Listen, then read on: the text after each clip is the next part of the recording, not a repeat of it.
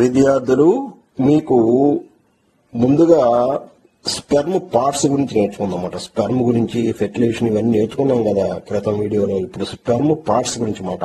Before going to female reproductive organism, sperm parts చిట్ట చివరిగా దాని గురించి నేర్చుకుందాం. ఓకే, ఈ స్పెర్మ్ యొక్క చూడండి, మీరు డయాగ్రామ్ చూశారు కదా, ఫుల్ డయాగ్రామ్ చూశారు. దాన్నే మీరు ఇప్పుడు ఎలా చూస్తారంటే ఒక వీడియో రూపంలో చూడండి. నేను ఒకదాన్ని వివరిస్తూ ఉంటాను. చూడండి, హెడ్ అనేటువంటిది వచ్చింది. ఈ హెడ్ ఏంటంటే స్పెర్మ్ యొక్క ఫస్ట్ పార్ట్ మాట. హెడ్ చూసారా, హెడ్ వచ్చింది. హెడ్ తర్వాత హెడ్ పైన చివరి భాగాన్ని కప్పేస్తూ ఆక్రోజోమ్ అనేటువంటిది ఉంటుంది అన్నమాట. అర్థమైందా? ఆక్రోజోమ్. ఆ తర్వాత హెడ్ లో న్యూక్లియస్ ఉంటుంది. ఆ తర్వాత హెడ్ ని మైటోకాండ్రియాని కనెక్ట్ చేసే నెక్ ఉంటుంది. తర్వాత మైటోకాండ్రియా ఉంటుంది. మైటోకాండ్రియాను ఆనుకొని టెయిల్ ఉంటుంది అన్నమాట. చూడండి, నెక్ పార్ట్ ని చూపిస్తున్నాను. అర్థమైందా విద్యార్థులు? ఆ ఎల్లోయిష్ అంతా మైటోకాండ్రియా అన్నమాట. మిడిల్ పీస్ అంటారు కూడా దాన్ని. ఓకే, ఆ తర్వాత లోపల ఉండేది చూడండి, ఆ గ్రూవ్లో ఉంది చూడండి, మొత్తం అంతా రెడ్ దానికి ఎల్లో దానికి గ్రూవ్లో ఉంది, అదంతా ప్లాస్మా మెంబ్రెయిన్ మాట. అర్థమైందా విద్యార్థులు? ఇక పోతే టైల్. ఇవి యాక్చువల్ ప్రైమ్ ఇంపార్టెంట్ పాయింట్లు. వీటి గురించి మనం తెలుసుకుందాం. ఇక విద్యార్థులు వివరంగా చెప్పుకోవాలంటే హెడ్ పార్ట్ చూశారు కదా. హెడ్ పార్ట్ లో ఇంపార్టెంట్ అయింది ఏంటంటే న్యూక్లియస్ చూపించాం. మొట్టమొదటి న్యూక్లియస్. ఈ న్యూక్లియస్ లో ఉండేదే కదా ది హెప్లాయిడ్ సెల్ మాట. అది కూడా నేర్చుకున్నారు మీరు. హెప్లాయిడ్ సెల్ లో ఉండే ఏమేంటి, ఏదైతే ఏ స్పెర్మ్ అయితే ఎగ్ తో ఫెర్టిలైజ్ అవుతుందో ఆ యొక్క స్పెర్మ్ యొక్క న్యూక్లియస్ మాట. అది 23 క్రోమోజోమ్స్ కలిగి ఉంటుంది మాట. ఓకే, 23 క్రోమోజోమ్స్ స్పెర్మ్ నుండి వస్తాయి, 23 క్రోమోజోమ్స్ ఎగ్ నుంచి వస్తాయి అన్నమాట. రెండు కలిస్తేనే ఫెర్టిలైజ్ కదా. సో లైఫ్ కావాల్సినటువంటి DNA structure, okay, genetic material అంతా ఈ న్యూక్లియస్ లో ఉంటుందన్నమాట. అర్థమైందా విద్యార్థులు? ఇక హెడ్ పైన ఉంది చూడండి, యాక్రోజోమ్ అన్నాను. అర్థమైందా? యాక్రోజోమ్ అంటే ఇది వెరీ వెరీ ఇంపార్టెంట్. ప్రతి పార్ట్ ఇంపార్టెంట్లే దేహంలో. ఈ యాక్రోజోమ్ అటువంటిది ఏంటంటే ఇది ఆల్ ద వే ఇది స్పెర్మ్ ఎగ్ ని రీచ్ అయిన తర్వాత హెల్దీ స్పెర్మ్ ఆక్రోజోము చక్కగా ఉండేటువంటి స్పెర్మ్. ఆక్రోజోమ్ ఏంటంటే ఒక విధమైనటువంటి ఎంజైమ్స్ మాట. అది రిలీజ్ చేస్తుంది. డిస్ట్రక్టివ్ ఎంజైమ్ అంటారు అన్నమాట. దాన్ని డిస్ట్రక్టివ్ ఎంజైమ్ రిలీజ్ చేస్తుంది అది ఆక్రోజోమ్. ఎక్కడ? ఎగ్ మీద మాట. ఒక ప్లేస్ చూసుకుని ఆ ఎగ్ ఏమవుతుంది, స్క్రాచెస్ అయ్యి అది ఎప్పుడు ఆ ఎగ్ ఈ స్పెర్మ్ ఏం చేస్తుందంటే దాని హెడ్ ని ప్రొట్రూడ్ లోపల చేయగలుగుతుంది అన్నమాట. సో ఆక్రోజోమ్ అందుకు ఉపయోగపడుతుంది. లోపలికి ప్రొట్రూడ్ చేసి లోపలికి వెళ్లి ఎగ్ లో ఉన్నటువంటి న్యూక్లియస్ ని కలుసుకుంటుంది అన్నమాట. అది అందువల్ల ఆక్రోజోమ్ అది దట్ ఈస్ ఇంపార్టెంట్ ఆఫ్ ఆక్రోజోమ్. ఇక తర్వాత నెక్ ఏంటంటే మైటోకాండ్రియా అనేటువంటి ఒక భాగాన్ని హెడ్ ని కలిపేది నెక్ మాట. ఈ మైటోకాండ్రియా అంటే ఏంటి?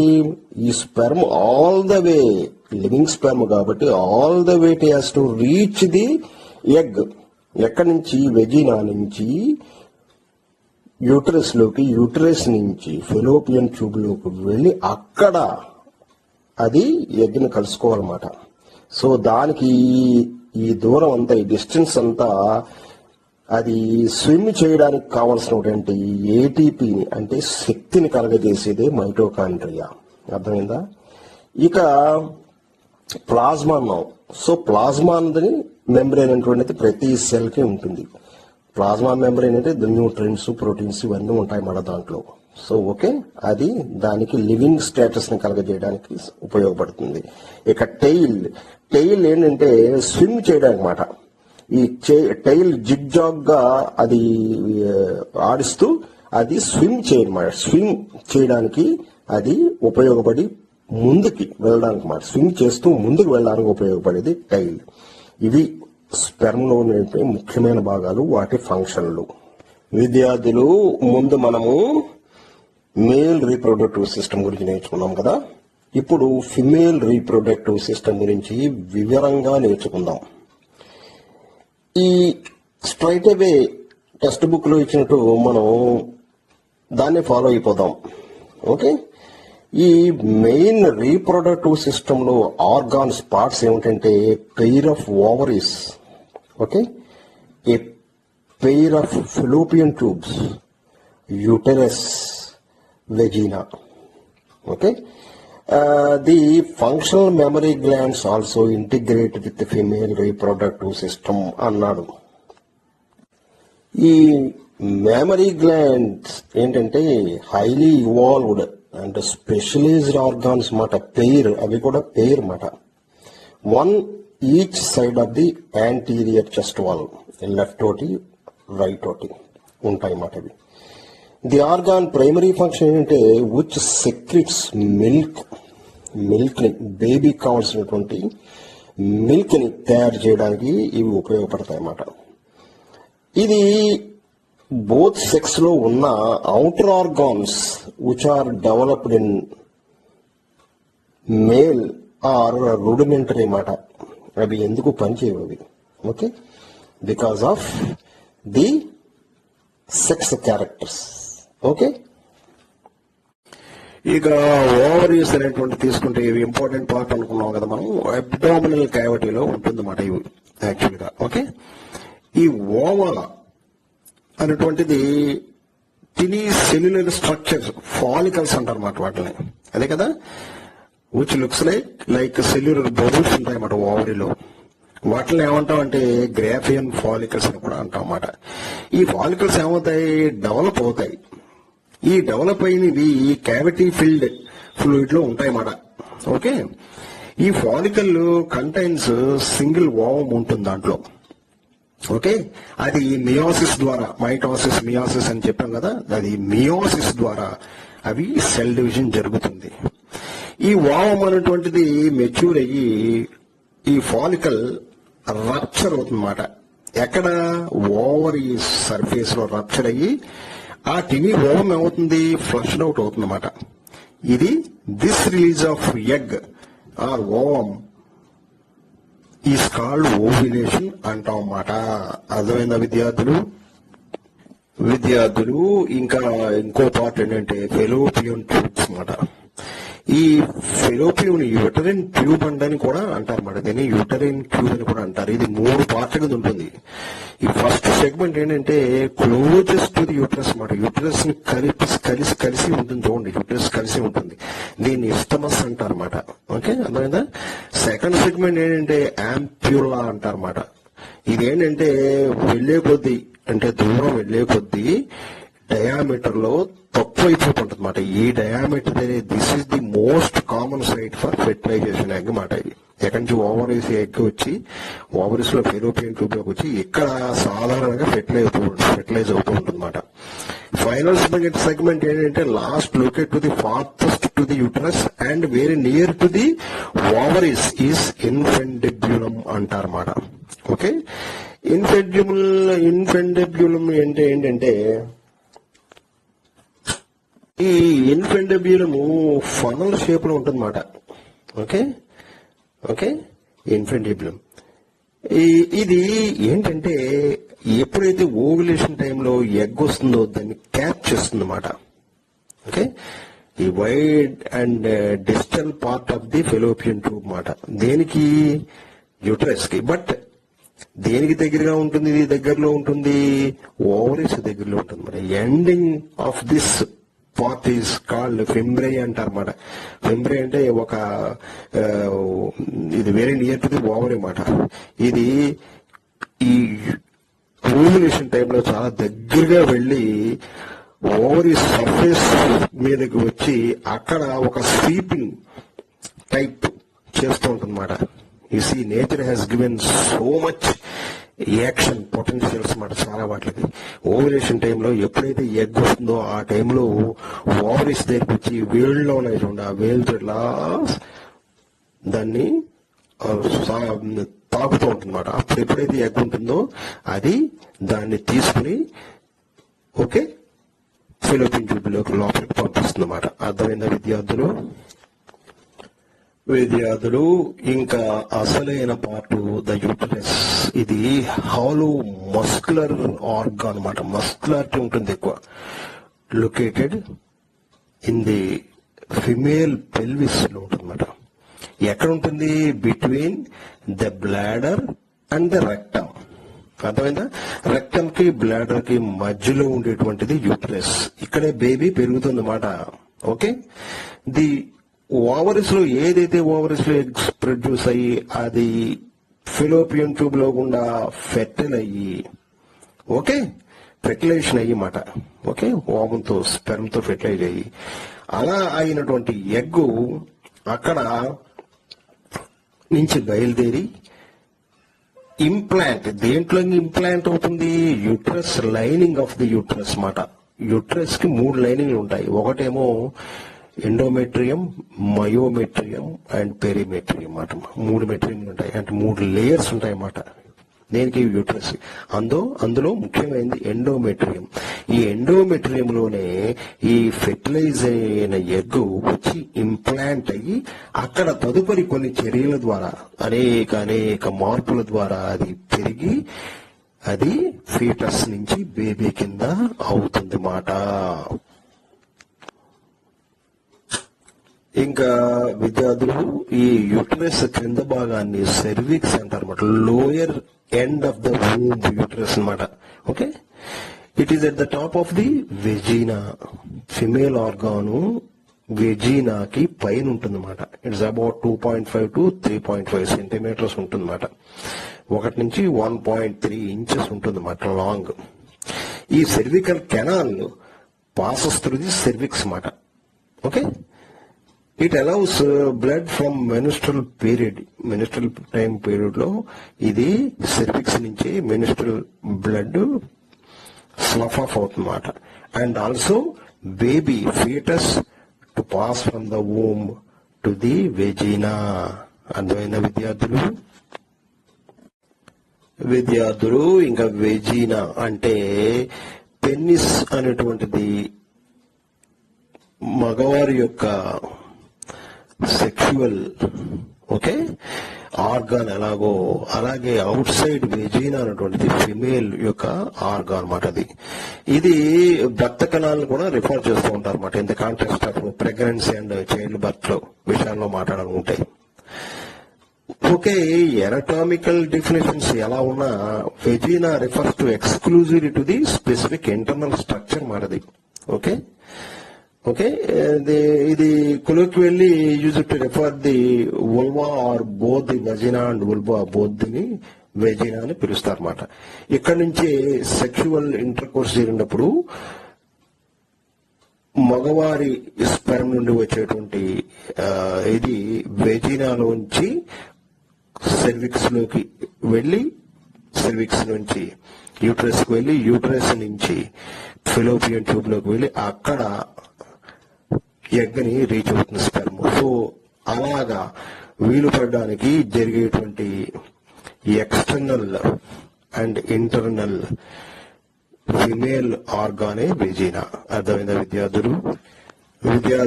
ఇక్కడ ఇన్ఫర్మేషన్, నీడ్ఫుల్ ఇన్ఫర్మేషన్ లో జర్నీ ఆఫ్ ఓవం అన్నమాట. అసలు ఓవరీస్ లో ఓవం ఎలా తయారవుతుంది అంటే ఈ ఓవరీస్ లో ఓవము చిన్న ఫాలికల్ గా ఉంటుంది కదా, అది టైం వచ్చినప్పుడు అన్నమాట, మెచ్యూర్ టైం వచ్చినప్పుడు ఓవ్యులేషన్ టైం లో అది చిన్న ఫాలికల్స్ అలా గ్రాఫియన్ ఫాలికల్స్ అలా ఒక డెఫినెట్ ఓవం కింద మారి దాని నుంచి రప్చర్ అయ్యి ఫెలోపియన్ ట్యూబ్ లోకి వెళ్ళాలంటే ఫెంబ్రియా అనేటువంటిది ముందు తీసుకుంటుంది. దాన్ని ఫింగర్ లైక్ స్ట్రక్చర్ ఉందా ఫెంబ్రియా తీసుకుని ఇన్ఫెంటబుల్ అంటారు అనమాట. అక్కడి నుంచి all the way mid fallopian tube వరకు వచ్చి అక్కడ జనరల్ గా if sperm is there general గా ఎక్కడవుతుందంటే అది యాంప్యులా అనేటువంటి ప్లేస్ లో అది ఫెర్టైల్ అవుతుందన్నమాట. ఫెర్టైల్ ఆల్ ద వే యాంప్యులా నుంచి స్టమస్ కు వెళ్ళి స్టమచ్ నుంచి యూటరస్ చేరుకుంటుంది అన్నమాట. అర్థమైందా విద్యార్థులు? ఇక రెండోది నీట్ ఫిల్ ఇన్ఫర్మేషన్ లో జర్నీ ఆఫ్ స్పెర్మ్ ఎలా జరుగుతుంది. ఎప్పుడైతే సెక్షువల్ ఇంటర్ కోర్స్ జరిగినప్పుడు మన మగవారి యొక్క పెనిస్ అనేటువంటిది వెజీనాలో చూపించబడి వెజీనాలో కొన్ని మిలియన్స్ స్పెర్మ్లు అవి రిలీజ్ చేయబడతాయి అన్నమాట. అందులో ఆ స్పెర్మ్ ఎలా రీచ్ అవుతుందంటే వెజినా నుంచి ఆల్ ద వే సెర్విక్స్ లోకి, సెర్విక్స్ నుంచి యూట్రస్ లోకి, యూట్రస్ నుంచి ఫెలోపియన్ ట్యూబ్ లోకి. మామూలుగా ఫెలోపియన్ ట్యూబ్ లో ఎక్కడ మళ్ళీ మిడ్ వే ఎక్కడైతే ఎగ్ ఆగబడి అనమాట. యాంపులా దగ్గర ఆగబడి స్టమస్ దాటి యాంపులా దగ్గరికి వెళ్ళి యాంపులా దగ్గర ఎగ్ ఉంటే ఆ ఎగ్ తో ఫెర్టిలైజ్ అయ్యి అప్పుడు దానికి అది ఎగ్ తోటి ఫెర్టైల్ అయినటువంటి ఎగ్ అది మళ్ళీ స్టమస్ దాటి వచ్చి యూట్రస్ లో ఎండోమెట్రియం అనేటువంటి యూట్రస్ లో ఒక లేయర్ లో అది ఫీటస్ కింద మారుతుంది. అర్థమైందా విద్యార్థులు?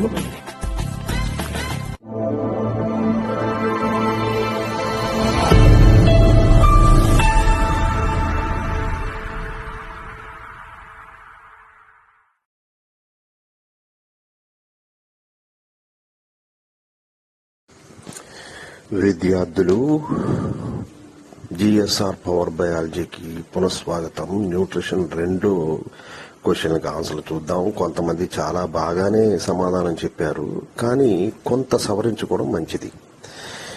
Angel man delighted after seeing his great experiment and results.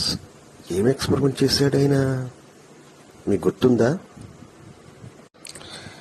Early 20th centuryలో ఆయన ingeniously detected the point of maximum rate of photosynthesis. Maximum rate of photosynthesis ఎలా జరుగుతుంది అనేటువంటి దాన్ని ప్రయోగాలు చేస్తూ వచ్చేటువంటి రిజల్ట్స్ తోటి ఆయన డిలైట్ అయ్యాడు. అర్థమైంది విద్యార్థులు? What is his experiment? Experiment ఏంటి? ఆయన ఫోటోసింథసిస్ ఏ రేస్ వలన, సూర్యరశ్మిలో విబ్జిఆర్ ఉన్నాయని మీరు మొట్టమొదటి చాలా చిన్న తరగతి నుంచి నేర్చుకున్నారు కదా. విబ్జిఆర్ అనేటువంటి వాటిల్లో ఏ కలర్ లో ఎక్కువ ఫోటోసింథసిస్ జరుగుతుంది అనేటువంటి దాన్ని కనుగొన్నారన్నమాట. ఆయన ఎక్స్పెరిమెంట్ అది. కంక్లూజన్ ఏంటి? The conclusion is all light colours equally emit oxygen.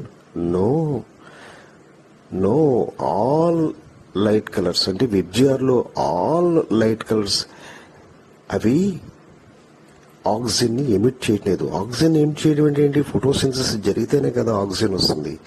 అన్ని లైట్లు, అన్ని కాంతి కిరణ పుంజాల్లోనూ ఆక్సిజన్ ఈక్వల్ గా రావట్లేదు. ఎక్కడొస్తుంది? ఇంకో క్వశ్చన్ ఏంటి? మ్యాక్సిమం ఫోటోసింథసిస్ అక్కర్స్ ఈక్వల్లీ అంటే ఏంటి? మ్యాక్సిమం ఫోటోసింథసిస్ కొన్ని కలర్స్ లోనే వస్తుంది, అన్ని కలర్స్ లోనూ రావటం లేదు. అందువల్ల అన్ని కలర్స్ లోనూ ఆక్సిజన్ ఎమిట్ అవటం లేదు. అదే కదా కనుక్కున్నాడు ఆయన. ఏమిటి?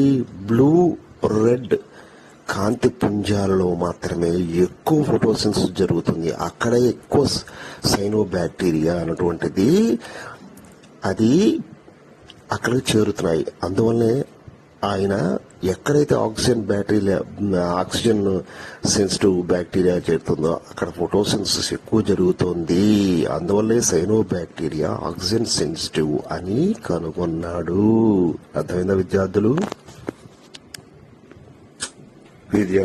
ఇంకా రెండో క్వశ్చన్ చూడండి. Can you name this picture which is red colour, why we need it? చూడండి, స్టమక్ కీను డియోడెనం కీను కలర్ లో ఉన్నది డియోడెనం అన్నమాట.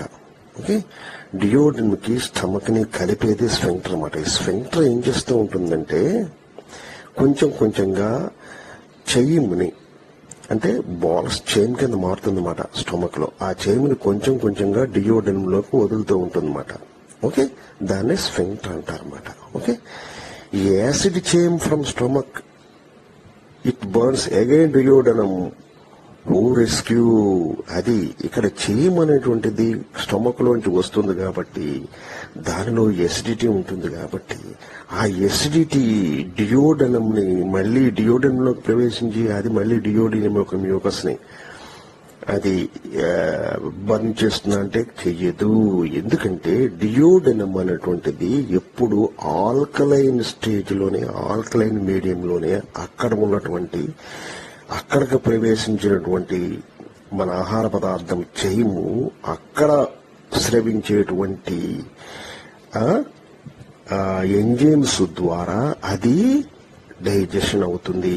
ఇలా డైజెషన్ అయ్యే పరిస్థితుల్లో మరలా ఎసిడిక్ నేచర్ ఉన్నదాన్ని మరలా ఆల్కలైన్ లో మార్చాలంటే బైల్ అనేటువంటిది మనకి లివర్ నుండి ఉద్భవిస్తుంది. గాల్ బ్లాడర్ మీరు చూశారు కదా, గాల్ బ్లాడర్ లో ఉండేటువంటి అక్కడ లివర్ లో తయారయ్యి గాల్ బ్లాడర్ లో నిల్వ ఉండేటువంటి బైల్ జ్యూస్ మాట. అది ఎంజైమ్ కాదు, బైల్ జ్యూస్ అంటారు దాన్ని. ఆ బైల్ జ్యూసు డియోడెనమ్ లోకి స్రవించబడుతుంది. ఈ డియోడెనమ్ అదేమిటిది ఆల్కలైన్, పూర్తిగా ఆల్కలైన్ మాట. సో ఇటువంటి ఆల్కలైన్ మీడియంలో వచ్చేటువంటి చైము అనేటువంటిది అక్కడ డైజెషన్ అవుతుంది. ఆల్కలైన్ ఎక్కడి నుంచి వస్తుంది? గాల్ బ్లాడర్ బైల్ నుంచి వస్తుంది. ఓకే, బైల్ వస్తుందన్నమాట. అలాగే డియోడెనమ్ లోకి మనం ప్యాంక్రియాటిక్ డక్ట్స్ ద్వారా కొన్ని ఎంజైమ్స్ పెప్సినోజన్, లిపేజ్ ఇటువంటి ఎంజైములు కూడా స్రవించబడతాయి. ఈ ఎంజైములే డియోడెనమ్ లోకి వచ్చి అవి ఫర్దర్ గా ఫుడ్ ని డైజెషన్ చేయడానికి ఉపయోగపడుతూ ఉంటాయి అన్నమాట. అలాగా ఈ బెయిలు అక్కడ ఆల్కలైన్ మీడియం ని తయారు చేసి దాని డియోడినం ని రెస్క్యూ చేస్తుంది. అర్థమైన విద్యార్థులు?